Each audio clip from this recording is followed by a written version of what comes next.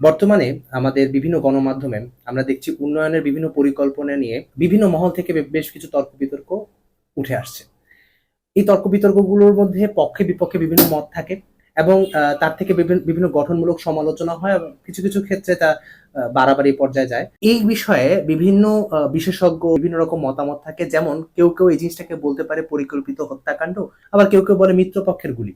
আজকে আমরা এই বিষয়টা নিয়ে আলোচনা করব এবং আমরা বর্তমান সরকার অথবা তার অতীতে যে সরকার ছিল সেটার একটা কম্পারেটিভ অ্যানালাইসিস করতে পারি। সরকারের বিভিন্ন উন্নয়নমূলক প্রজেক্টের বিষয়ে আলোচনা করতে গিয়ে মার্কিন কমেডিয়ান উইল রজার্স একটি বেশ চমকপ্রদ এবং হাস্যকর কথা বলেছেন। We should not blame the government for not doing something, it is when they do something they become dangerous. বিগত সরকারের সময় বেশ কিছু উন্নয়নমূলক প্রজেক্টের যে সীমাহীন দুর্নীতি তার বেশ নজির এখন উঠে আসছে এবং তা নিয়ে অনেক পর্যবেক্ষকরা বিভিন্ন রকম মন্তব্য করছেন। এই উন্নয়নমূলক প্রকল্পগুলো কিছু কিছু ক্ষেত্রে দুর্নীতির সূত্র ধরে আসে, কিছু কিছু ক্ষেত্রে তা পরিকল্পিত হয়, কিছু কিছু ক্ষেত্রে তা অনভিপ্রেত কারণেও হয়ে থাকে। বাংলাদেশের বিভিন্ন পর্যায়ের বিভিন্ন সরকার বিভিন্ন রকম প্রজেক্ট হাতে নিয়েছে উন্নয়নের। সেই প্রজেক্টগুলোতে আমরা দেখতে পাই কিছু কিছু ছিল খুবই স্বার্থান্বেষী এবং কিছু কিছু ছিল জনকল্যাণমূলক, কিন্তু উভয় ক্ষেত্রেই বেশ অসামঞ্জস্যতা এবং ব্যর্থতা পরিলক্ষিত হয়।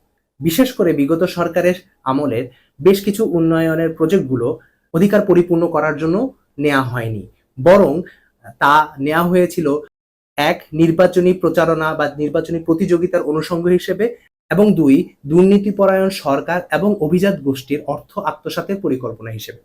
বিভিন্ন অর্থনীতিবিদ এবং রাজনৈতিক বিশেষজ্ঞ তাদের মতে সরকার সাধারণত স্বল্প মেয়াদী চিন্তা করে উন্নয়ন প্রজেক্টগুলো নিয়ে থাকে। তারা স্বল্প মেয়াদী চিন্তাটা এই কারণেই করেন, তাদের অনেক ক্ষেত্রেই মূল লক্ষ্য থাকে পরবর্তী নির্বাচনে জয়লাভ করা, এবং সেই পরবর্তী নির্বাচনে জয়লাভ করাটাই তাদের মূল লক্ষ্য থেকে থাকে বলে তারা দীর্ঘমেয়াদী প্রকল্প হাতে নেয় না, স্বল্প মেয়াদী প্রকল্পগুলো হাতে নিয়ে থাকে এবং তারা বাগাড়ম্বর অথবা রেটরিক ব্যবহার করে থাকেন। কিন্তু উন্নয়নের মূল লক্ষ্য হয়ে থাকবে জন অধিকারের দীর্ঘমেয়াদী ফলপ্রসূ জনকল্যাণমূলক কাজ। তা না করে এই স্বল্প মেয়াদী দিকে চিন্তা করাটা বর্তমান আমাদের বাংলাদেশের বিগত সরকার এর বিভিন্ন প্রজেক্টগুলো থেকে আমরা দেখতে পাই। অথচ সমাজের এবং আমাদের রাষ্ট্রের এমন অনেক অনেক সমস্যা রয়েছে যা স্বল্প মেয়াদী পরিকল্পনা নিয়ে সম্ভব নয়, তার জন্য প্রয়োজন দীর্ঘমেয়াদী প্রকল্প। নিঃসন্দেহে অবকাঠামোগত উন্নয়ন একটি রাষ্ট্রের জন্য খুবই জরুরি এবং জনগণের কল্যাণের জন্য তা অপরিহার্য। কিন্তু বাংলাদেশের বিভিন্ন সময়ে বা বিভিন্ন মেয়াদে দেখা যায় যে এই প্রকল্পগুলো কিছু ছোট ক্ষুদ্র গোষ্ঠীর ব্যক্তিগত স্বার্থ হাসিলের জন্য একটি গেম প্ল্যানে পরিণত হয়। তা বিভিন্ন সময় এক্সপ্লয়েটেড হয়ে থাকে এবং এই প্রজেক্টগুলোর মধ্য দিয়ে দেশে বিদেশে বিপুল সম্পদের পাহাড় গড়া হয়ে থাকে। বাংলাদেশের এরকম হাজারখানেক প্রজেক্ট রয়েছে যা থেকে বলা যায় যে উন্নয়নের রেটরিক গুলোকে ব্যবহার করা হয় পরিকল্পিত হত্যাকাণ্ড হিসেবে। এক একটি উন্নয়নের পরিকল্পনায় হাজার হাজার মানুষের কষ্টে অর্জিত অর্থের আত্মসাৎ করা হয়। আমরা কিছু তথ্য থেকে দেখতে পাই যে কিভাবে একটি পরিকল্পিত হত্যাকাণ্ডের মতোই উন্নয়নের রেটরিক গুলোকে ব্যবহার করা হয়ে থাকে। গত সরকারের আমলে যে 15 বছরে বাংলাদেশ থেকে গড়ে প্রায় $16 বিলিয়ন এবং মোটে $234 বিলিয়ন বিদেশে পাচার করা হয়েছে, যা কিনা বর্তমানে বাংলাদেশের বৈদেশিক মুদ্রার রিজার্ভের 10 গুণ। এবং 15 বছরে আমরা যদি খেয়াল করে থাকি প্রায় 7 লাখ কোটি টাকার বেশি উন্নয়ন কর্মসূচিতে খরচ হয়েছে, যার 40% আমলারা লুটেছেন। এবং আমাদের এই সমস্ত তথ্যের রেফারেন্স আমরা আমাদের ভিডিওর কমেন্টে দিয়ে দিচ্ছি। একটি বিশাল বড় উন্নয়নের প্রজেক্ট ছিল পদ্মা সেতু, এবং তা নিয়ে যে পরিমাণ রেটরিক ব্যবহার করা হয়েছে বিগত সরকারের সময়, তা আন্তর্জাতিক মহলে এবং জাতীয় মহলে বিশাল বড় সাড়া ফেলে দিয়েছিল। কিন্তু এই প্রজেক্টটির যে অনেক রকমের লুপ হোলস আছে তা নিয়ে বিশেষজ্ঞরা এবং সংশ্লিষ্টরা বারবার বলে এসেছেন, এখন আরো বেশিভাবে তা সামনে চলে আসছে। আমরা যদি পদ্মা সেতুর দিকেই তাকাই তাহলে আমরা দেখতে পাই যে এই একটি প্রজেক্টের মধ্য থেকে কত বিলিয়ন বিলিয়ন ডলার বিদেশে পাচার করার মতো পরিস্থিতি তৈরি হয়েছিল। যেমন আমাদের পদ্মা সেতুর প্রাথমিক বাজেট ছিল 10,000 কোটি টাকা, সেটা বেড়ে পুরো প্রকল্পের খরচ সর্বমোট দাঁড়িয়েছে 40,000 কোটি টাকাতে, এবং যা দিয়ে কিনা আরো তিনটি পদ্মা সেতু তৈরি করা যেত। একই রকম তথ্য উপাত্ত আমরা পাই রূপপুর পারমাণবিক বিদ্যুৎ কেন্দ্র থেকে এবং ঢাকা মেট্রো রেল প্রকল্পগুলোতেও। তথ্য উপাত্তগুলো থেকে কিন্তু দেখা যায় যে কিভাবে উন্নয়নের প্রকল্পগুলো একটি রাষ্ট্রের, একটি সমাজের, একটি দেশের সর্বসাধারণের জন্য একটি পরিকল্পিত হত্যাকাণ্ড হয়ে থাকে।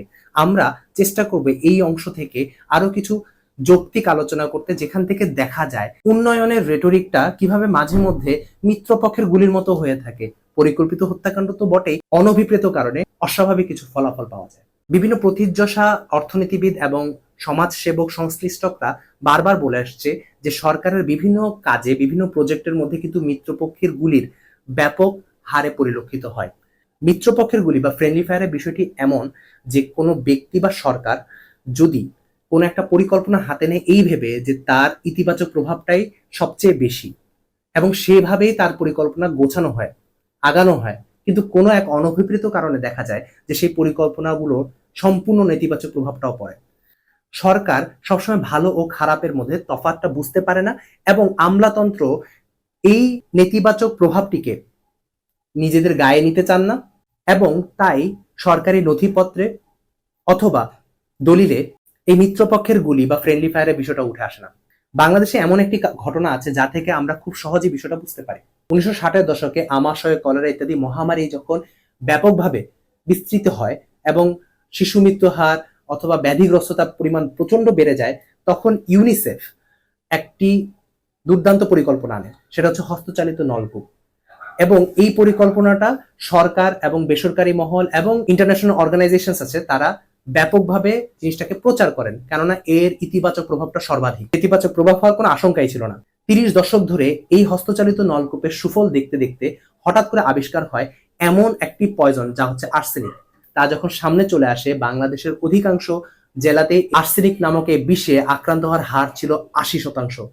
WHO এর মতো অর্গানাইজেশন এই আর্সেনিককে বলেছেন the largest mass poisoning in the population of history. California ইউনিভার্সিটির বেশ কিছু বিশেষজ্ঞ বাংলাদেশে আক্রান্ত হওয়া এই আর্সেনিকের প্রাদুর্ভাব থেকে সিদ্ধান্তে উপনীত হন বাংলাদেশের এই আর্সেনিকে আক্রান্ত হওয়ার ঘটনাটি চেরনোবিল ক্রাইসিস থেকে যে ক্যান্সারের ঝুঁকি হওয়ার মাত্রা ছিল তার থেকেও অনেক মারাত্মক। মোটা দাগে যেই পরিকল্পনাটিকে ধরা হচ্ছিল যে সবচেয়ে ইতিবাচক এবং মানব জাতির জন্য সবচেয়ে উন্নয়নমূলক, ঠিক সেই পরিকল্পনাটি 30 দশকের মাথায় সবচেয়ে ভয়ানক প্রকল্প হিসেবে সামনে উঠে আসে, সম্পূর্ণ অনভিপ্রেত একটি কারণে। কিন্তু তাই নয়, এর পিছে সরকারি মহলের বেশ কিছু এরর রয়েছে।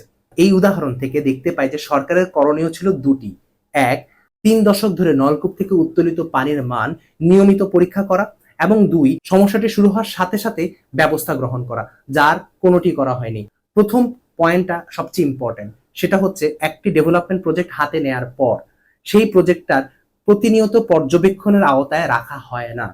এই হচ্ছে ডেভেলপমেন্টের সবচেয়ে বড় ত্রুটি। ঠিক এমনই এই যুক্তি থেকে এটাও বলা যায় যে বাংলাদেশের যে প্রজেক্টগুলো, উন্নয়নের যে প্রজেক্টগুলো বর্তমানে চলমান রয়েছে, তা যদি নিয়মিত পরীক্ষা করা না হয়, তাহলে এই উন্নয়নের প্রজেক্টটির নেতিবাচক ফলাফলটাও সামনে আসতে পারে এবং তা হতে পারে মারাত্মক। প্রথিতযশা অর্থনীতিবিদেরা এই পরিস্থিতিতে 3টা বিষয়কে বেশ গুরুত্ব দান করে থাকেন। আমরা মনে করি যে এই উন্নয়নের প্রজেক্টগুলোর মধ্যে যদি এই 3টি বিষয়কে বেশি ফোকাস করা যায়, তাহলে উন্নয়নের প্রজেক্টগুলো মিত্রপক্ষের গুলিও যেমন হবে না, তেমনি পরিকল্পিত হত্যাকাণ্ড হওয়ারও সম্ভাবনা নেই এবং এটার সুফল সকল জনগণ গ্রহণ করতে পারে।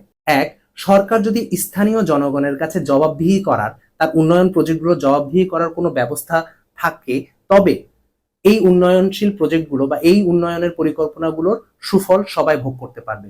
2, উপকার ভোগীদের এই সরকারি উদ্যোগগুলোর সাথে সংশ্লিষ্ট করতে হবে, তাদের থেকে মতামত গ্রহণ করতে হবে এবং তাদেরকে মতামত দিতে হবে এবং তাদের ওপিনিয়নের উপর ভিত্তি করে এই প্রজেক্টগুলোকে রান করতে হবে। এমন নয় যে কোনো বৈদেশিক জ্ঞান, বিজ্ঞান এর উপর সম্পূর্ণরূপে নির্ভর করেই একটি প্রজেক্ট বাস্তবায়ন করতে হবে। তার চেয়ে বরং স্থানীয় জনগণদের সাথে রুট লেভেল থেকে যোগাযোগ সম্পাদন করে তাদের মতামত নিয়ে এই উন্নয়নের প্রজেক্টগুলো হাতে নেওয়া প্রয়োজন। এবং 3, মানুষের, জনসাধারণের কারিগরি জ্ঞান বেশ সীমিত। এই কথাটি মাথায় রেখে, এই ভাবনাটিকে মাথায় রেখে সরকারের সর্বোচ্চ সতর্কতা অবলম্বন করে যে কোনো প্রজেক্ট গ্রহণ করা উচিত। স্পেশালি বাংলাদেশের ক্ষেত্রে এই বিষয়টি এখনো প্রযোজ্য। নিয়মিত সরকারের পরিবীক্ষণ এবং মূল্যায়ন খুবই প্রয়োজন, যা আমরা একটু আগে আর্সেনিকের উদাহরণ থেকে দেখতে পাই। এই আলোচনা থেকে আমরা দেখতে পাই যে পদ্মা সেতুর মতো এই মেগা প্রজেক্ট অথবা ঢাকা মেট্রো রেলের মতো এই প্রজেক্টগুলো যেন দিন দিন পরিবীক্ষণের আওতায় আসে। এর যে সুফল এখন জনগণ ভোগ করছে, সাধারণ মানুষ ভোগ করছে, তা যে কিছুদিন পর গলার কাটা হয়ে উঠবে না, সেই জিনিসটা মাথায় রেখে প্রতিনিয়ত এর পরিবীক্ষণ, মূল্যায়ন, পর্যালোচনা প্রয়োজন। এবং তার থেকে বড় কথা, যে নতুন একটি প্রজেক্ট নেয়ার আগে সবচেয়ে জরুরি বিষয় এই, যে এই প্রজেক্টগুলো যেগুলো চলমান রয়েছে তা যেন দুর্নীতি মুক্ত হয়, তা যেন সুষ্ঠুভাবে ব্যবহার করা হয়, এবং জনকল্যাণ এবং জনসাধারণের মঙ্গলের কথা মাথায় রেখেই যেন এই প্রজেক্টগুলোকে ঠিকভাবে রান করা যায়। সরকারের এই গুরুত্বপূর্ণ প্রজেক্টগুলো, এই মেগা প্রজেক্টগুলোকে আর কি কিভাবে জনকল্যাণমূলক করা যেতে পারে তা নিয়ে যদি আপনাদের কোনো মন্তব্য থেকে থাকে আমাদেরকে কমেন্ট করে জানান।